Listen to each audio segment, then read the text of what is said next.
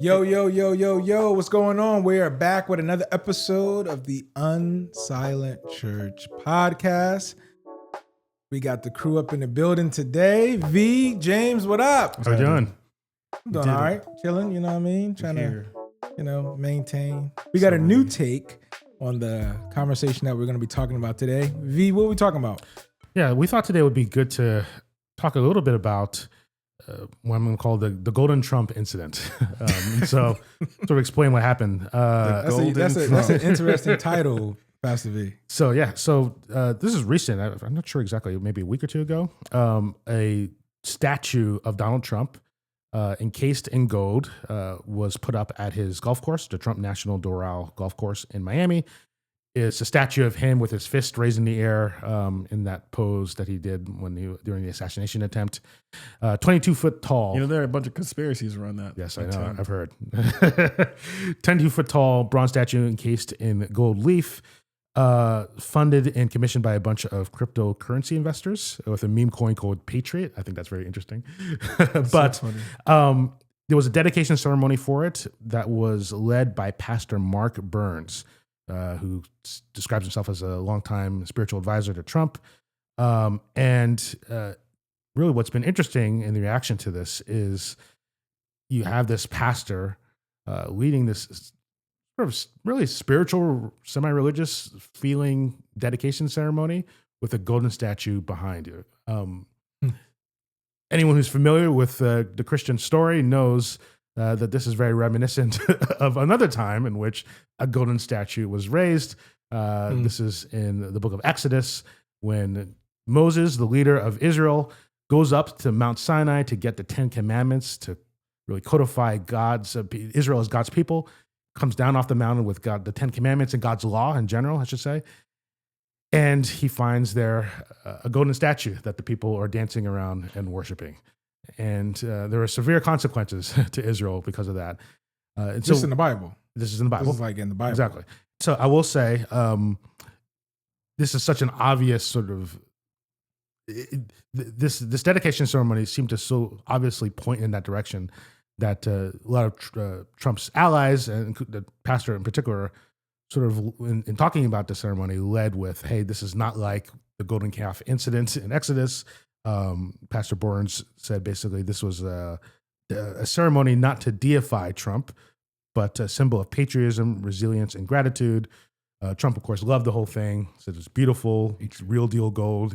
Trump is a very big fan of gold. If you've ever seen the Oval Office in recent days. So that's a quick sort of recap of the incident, of what happened. So let's start with this, just your guys' takes on this. Your sort of thought when you saw this, even thoughts related to how people have reacted to it. Yeah, I mean, initially thought it was weird, thought it was strange.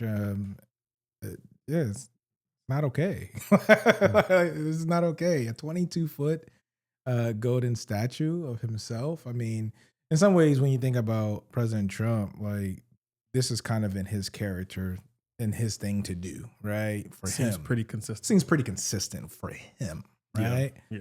But I think that's a good, yeah, for him, it's like, okay. Mm-hmm. But for someone who called himself a pastor, and the Christians, and other leaders were there, and other leaders that were there, leaders. Evangelical leaders that are championing this behavior, it's not okay. Yeah, I think that's the thing that's like, it is consistent within Trump's normal behavior. Yeah. Right. So absolutely. You sort of expect this kind of spectacle from someone like him. What's been interesting? I should mention the Nebuchadnezzar incident too. I was getting there. Okay. Oh, sorry. I was getting there. So didn't mean to interrupt you. I think from the situation of like where the president stands, I think you do have the Nebuchadnezzar parallel, where Nebuchadnezzar got to this place. He has this huge statue of gold erected on his behalf, and at the sound of a trumpet, people were supposed to come and bow down and pay respects. That's right. That's what the word says. To this statue, right? But there were some. Come on. And we will often preach about these some. And this is the interesting thing about the Christians and the pastors who have become very inconsistent. 10 years ago when this started, there was one thing that they were saying. That's right. And all of that has changed. And so it seems like there has become this almost like dominion that has sort of like come into the land. And now a gold statue has been erected. And now the people who at one point were like, no, we can't stand for this. This is not becoming of the kind of character or behavior that we would support, have all come and are now bowing down, praising, exalting this statue. Now, for what the president will have to deal with, like stand before God, that's another thing. And if you know the Nebuchadnezzar story, Nebuchadnezzar It's in the book of Daniel, by the way, for those. Book of Daniel, Nebuchadnezzar thought he was untouchable. Right? Again, the parallels are really interesting. And the Lord made it a point to show him otherwise. Right? And I don't know if that's what's happening now with, like, if you look at sort of the geopolitical thing happening, you know, Nebuchadnezzar thought he was untouchable, and the Lord made sure that he knew otherwise. But for the Christians, but for the people who are supposed to follow, I think that's a more disappointing thing, and I think that's the thing that I look at and go like, man, what is happening there? Because we preach about the 3 Hebrew boys who said like, no, we won't sort of fold, we won't compromise. But that seems to be all that a lot of Christian leaders are doing right now. And the thing about that too is just like, I feel like we just gotta call a spade a spade. Like, keep it all the way 100, keep it all the way real. Listen, if Obama would have did this, first of all, they got on this man for wearing a brown suit. A brown suit. They went ballistic when he had a brown suit because he wasn't presidential enough, right? If Biden would have done this, I mean, I'll even go as far back to say if George Bush would have done this, I think it would have probably been some outrage from evangelical leaders and pastors back then. So I don't understand, why is he getting this pass that we have clear biblical exegesis from the book Exodus and Daniel of saying this seems a little bit off, but we have Christians that are defending this, saying that this is okay. It's not okay. It's not. Yeah, and I think I'm not the first to say this, but I think that's a huge red flag when these leaders who were there dedicating this, one of the first things they say when people ask them about it is like, hey, let me first explain why it's not like we said in the Bible. Giveaway. If you've got to explain why your golden idol is not a golden idol, come on, Reverend. If that's not just obvious, right? If you got to be like, I know this looks like a golden idol. I know we did a ceremony that looks like we worshipped it. I know we talk about this guy as if like he's a godlike figure that we need to follow. But trust us, we don't worship him. Man. This wasn't a religious ceremony. It was an example of patriotism and resilience and the fight in America, I think is what one of the pastors said. I think Burns says this. The fact that you have to offer all that explanation around it should say a lot, right? If it looks like the thing, then maybe you shouldn't do the thing. Right. Looks like a duck. Quacks like a duck. Stands like a duck. It's a duck, right? Yeah, and I think that is concerning. Like I'm just sadly aware. I mean, more sadly, just it was like there's no boundaries anymore. There's no limits. There's no for sadly many of my fellow Christians. Not all of them, right? So to be clear, not all. There's many who are saying this is terrible, but more than I care to see. For so many of them, like it really is that like someone can act in ways that I would say are idolatrous. And or even invite people to idolize him, and Christians not just go along with it. They're encouraging others to do the same. Yeah, that there does seem to be no limits to what we're willing to sort of. There's no, and I'm saying this to people. I have friends, Christian. I know people who voted for Trump, right, and like his policies, whatever. Okay, that's a separate discussion. The fact that there's just no ability to say, hey, I like his policies, but this is wrong, right? And be vocal about it. And be vocal about the same way that you were vocal about other people that were running that you didn't like or support their policies. And then it seems to be some of the stuff that is happening now that Trump is actually doing, stuff that he said he wouldn't do. You know what I mean? Like Yeah. there's a bunch of silence behind that. Yeah. So let's talk about this now. So we heard some of our reactions to this. I'd be curious in terms of just thinking about this in this sort of, and we're sort of pointing in this direction already. So let's draw this out. The bigger picture here behind this, because obviously it's fun to look at this and make fun of it. It's such an easy target to make fun of. But this gets us more into almost philosophically, theologically, like what's the bigger picture behind this? And so what I'm going to throw out here is this idea of like, what does it mean to idolize someone? What is an idol? For me, it feels like there's a link between idolatry and celebrity worship to some degree as well. So it's a topic that we've talked about before, that maybe that's a different way, a better way of sort of capturing what we're talking about here.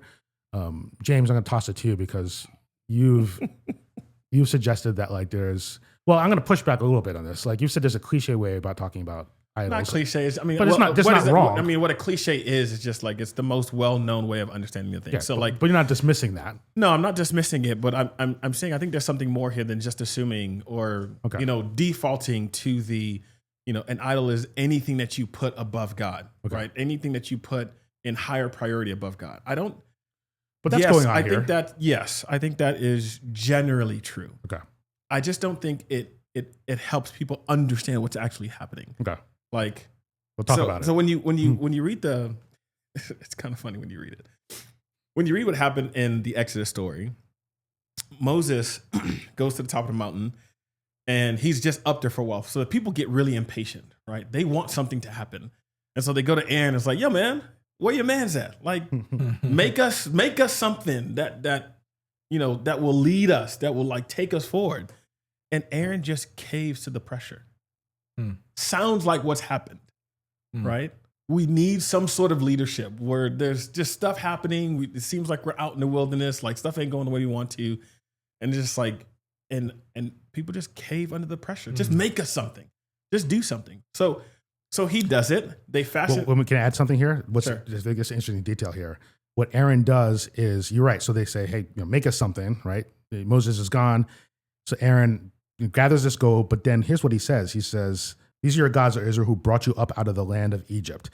That he sort of tries to sort of cast this as like, he's trying to link it with he's trying to associate it. Yeah, exactly. And so it's a way of, I think, almost saying, well, this is okay because it's not really. That's what that is the thing. Okay, you go ahead. I think Aaron thought he was doing a good thing. Yeah.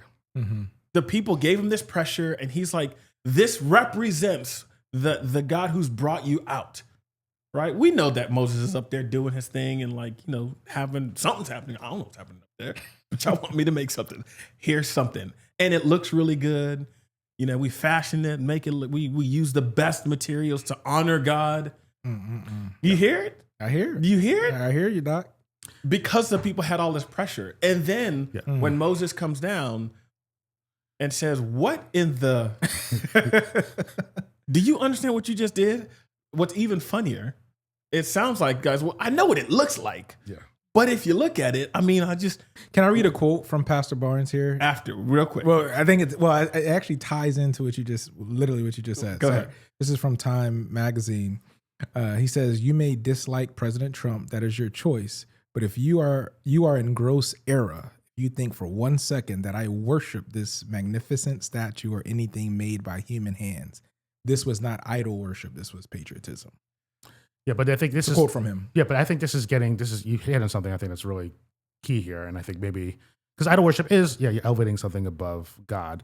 But in practice, it won't look like that. It won't always look like that. It will like look that. Like actually, no, I'm honoring God by what I'm doing here. I think that's what he's trying to do here. I mean, the story is hilarious. It's great. If this is Exodus chapter 32. I mean, this is not as relevant to Moses. When he says, when I threw it in the fire. Okay, you do that. So Moses comes down from the mountain and he goes, what are you doing? And he goes, well, you were up there for a long time. I'm by him. You just left me by myself. What was I supposed to do? The people have pressured me. Yeah. So I just took their gold and I threw it in the fire. And the calf came out. So don't you think for 1 second that I am out here trying to do something to this with this magnificent gold that I'm not doing that. This is just me caring for the people, man. Being a good countryman, and trying to like help the people It's patriotism. It sounds like I'm just like, don't we realize? And what I think is most dangerous about this is that when you go to Matthew and Jesus tells the story about the sheep and the goats, Mm-hmm. neither one of them knew what group that they were in. But the goats, they were certain they were doing the right thing. Certain. Yeah. They're like, what do you mean? Didn't we show up? So this passage, for people who aren't familiar, Jesus tells a story of the end, the sheep and goats, and on one side, the sheep are going to go to the kingdom, and the goats are going towards. Is it Matthew 25? I'm not sure. Eternal destruction. And you're right. So. And so, like, he says, hey, he says, you're invited into my rest. He says to the sheep, and like, what? Because you did all these things for me. And they're like, what did we do for you? He's like, well, whenever you minister to the poor, visit a prisoner, basically all this sort of acts of service, especially for those who are marginalized, you were doing it for me.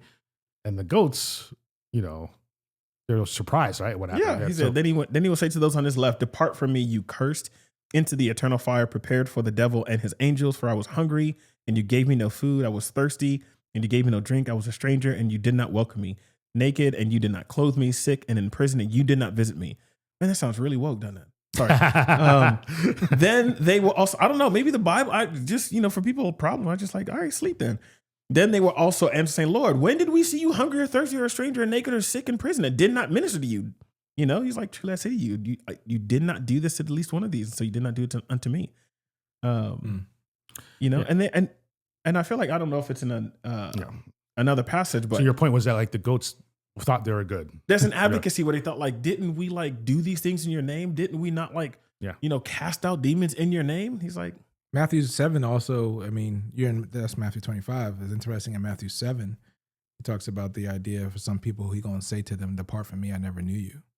So it almost kind of echoes a little bit of what you were saying in Matthew 25 for some of those that, thinking that they're doing things in the name of God. It's the same thing, Isaiah 58, when he's like, this is the fast. I don't want that kind of It's fasting. all over the Bible. Yeah. It's all over. Like he's constantly saying like, no, there is a certain kind of, this is what worship looks like to me. Yeah. And y'all who think you're doing a kind of worship, the best songs, the most money, again, tithe, like cumin, dill, all that stuff, but you forget the weightier matters of the law. It's like, hey, y'all, this is a constant rhythm that keeps coming back. And we go, nah, man, that sounds like something else. Yeah. But then we look at the other thing and go like, what do you mean? This magnificent gold? Yeah. Why wouldn't you? And that's the problem here is that, it's fun to make fun of this. It's easy target, but the deeper issue that I think can be easily missed, even as we're making fun of it, is in some ways the issue isn't okay, they made a big gold statue, right?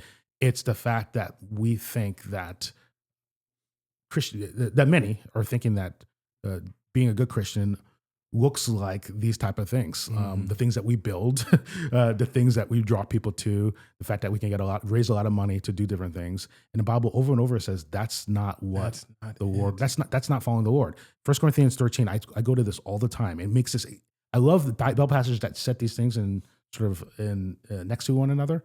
1 Corinthians 13 makes it really clear. Like you could have prophetic powers, you could have faith to move mountains, right? You could give away all that you have, everything. Right? Everything. So we're talking about, or you could build a golden statue, right? You could build the biggest, most magnificent statue to honor the Lord, right? To honor our God-given country, right? You could do all these different things, and if you don't have love, you have nothing. Yeah. You have nothing. That's good. And so so the statue is an easy target, but there's actually other, I think, versions of idolatry that we do where it could look like like it says there in 1 Corinthians 13. Look at like all the great things we're doing to help people, but really we're doing it to draw attention to ourselves. Look at all the loud worship that we're doing and all the people who are coming to our church to participate. Look at all the wars we're ending. Yeah, you get all these things. And the Bible says the first thing God is looking for is love, right? And then, in case we're not sure what love is, it goes on to describe what love is. And here's a good question. Are we saying this right now in our country, but particularly among those who should know better, among the American church? Are we saying more patience, kindness, that we're not envying or boasting, we're not arrogant, we're not rude, we're not insisting on our own way, we're not irritable or resentful, that we don't rejoice when there's wrongdoing, but instead we rejoice when there's truth, that we're bearing all things, believing all things, hoping all things, enduring all things. There's a description of what love is. And the Bible, if you sort of put it this way too, the Bible is basically saying that's everything. That like, I like to always point out, like, I think the opposite is true here in this passage, that like, you may not have an ability to move mountains, right? Yep. You may not have all the prophetic powers, right? You may not have a lot of money. That's true. But if you have love, you have everything. You actually have everything. That's good. You actually have everything. Yeah. And so I think that's the sad part here is we're missing what everything really is. And the Bible even says, this is the one thing that lasts forever. It's love, right? All these other things that we're doing will fade away.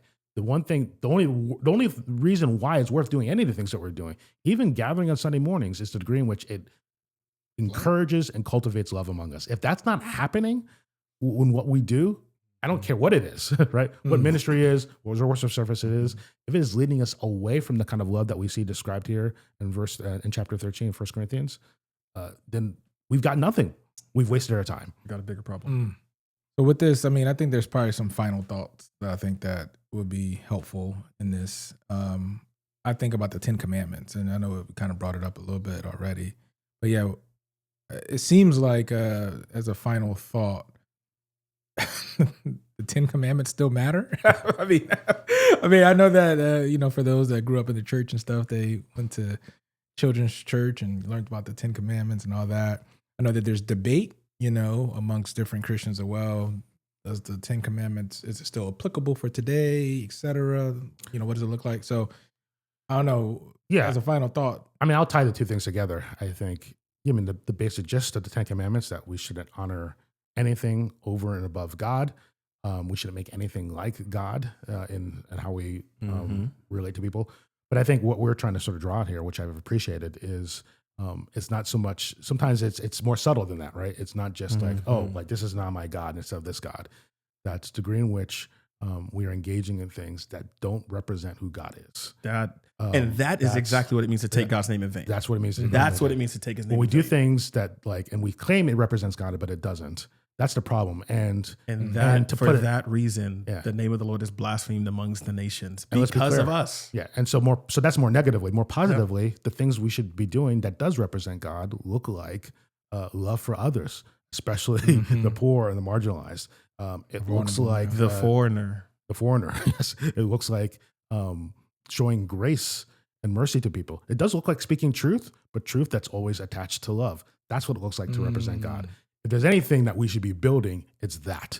It's not golden statues. We should be building communities and relationships that center and push forward the love of God among all peoples. I think sometimes it's a subtle drift where we think that the thing that is, or the thing that we're getting behind, is on the path. And then you find out, you look up and it actually isn't. And I'm not saying this, again, we've said it's an easy target to look at the golden statue and be like, you idiot, right? But I think we all have this tendency. And I say that because even the disciples, when they were with Jesus, were doing the same thing. Ain't it time to dominate? Don't we call down fire from heaven now? Isn't it at this time, right now, that you're going to restore the kingdom to Israel? Isn't it now? Can I do it now? Can I get this knife? I'm strapped. I'm ready. Can I cut the hair off? They were doing that why are you talking to her? What is he doing over there? What? Children, get away. The entire time, there was this thought of oh, I'm doing the good thing. Keep these children away from him. You shouldn't be talking to them. You shouldn't be doing, because they had rules and regulations and they're trying to keep these policies. And Jesus was like, no, that's not actually what it means. No. That's not, no. Domination was never the thing. Right. And so John, are you the one? Or I got to keep waiting. Right. Everybody thought Jesus comes down with the hammer. And it's like, no, different. That's not what it is. And I think we all have this tendency to think, and I think especially now we think no, this is what it's supposed to be. Dominate. We're supposed to go around the world and just take what we want. And it's about time we get what we deserve. And Christians just seem to be bought in hook, line, and sinker. And I'm like, yo, have Have we forgotten? Mm. And Jesus was saying the same thing. Have you not read? And it feels like we got to say that now. Have you not read? Because that is not what Have it you looks not read like. and understood? You gotta I put don't that even know. understood. I don't even know if you've read it. Quote me something. I go, send me a quote. And I would just say that, like, sometimes it's helpful to just like remember, like, Jesus came a different way. You know, when you're talking about like 1 Corinthians 13 and all those attributes, you look at Jesus, like, man, there are a lot of times where people thought Jesus was supposed to do something else, and he was just letting things happen. Hey, they're not talking the same way we are. It's like, hey, if they're not against us, they're for us. Like, all these times are like, hold on, aren't we supposed to stop them? He's like, man, just relax. It's all right. You know, and I feel like today we've moved in a different direction. And again, it's leading us to misrepresent like the character and nature of God, such that I think people are getting the wrong idea of who he actually is because of us. I look out for that. Yeah, I would just say, man, just call out foolishness. We got to just stop trying to make things, seem, oh, no, this is, don't try to justify foolery. That's my final thought. Don't justify foolery. Especially, I mean, come on, man. Stop playing, man. Stop playing games. People are playing in our face. It's corny. It's whack. Christians, black, white, Hispanic, whatever color you are, if you are a follower of Jesus, I don't care if you voted for President Trump. I don't care if you didn't. I don't care if you're libertarian. I don't care if you don't like the government. I don't care. Call out sin and call out foolishness, because that's what we're called to do. And so that's my final thought. And that's my final thought. Can I run on that? Can I run for the presidency on that? On that, just on that, on that line. John Talley 2028. Listen, we would love to hear your thoughts in the comments on the Golden Trump. What are your thoughts about it, man? Do you think, if you got an invite, would you go? Would you pull up? You know what I'm saying? Would you not? Would you protest? I don't know. We're gathered here to celebrate. We'll love that. Or would you celebrate patriotism? Mm-hmm. That's an option as well. Hey, send some quotes. I'd love to hear the quotes. It's just like, well, read and understand. I'm like, hey, you send me the Bible passage. It's like, yo, this is legit patriotism. It's like, okay, just send me I would just love to see him. I'd love to consider. Love to consider. Like we always say, love God, love people. We are out. Peace.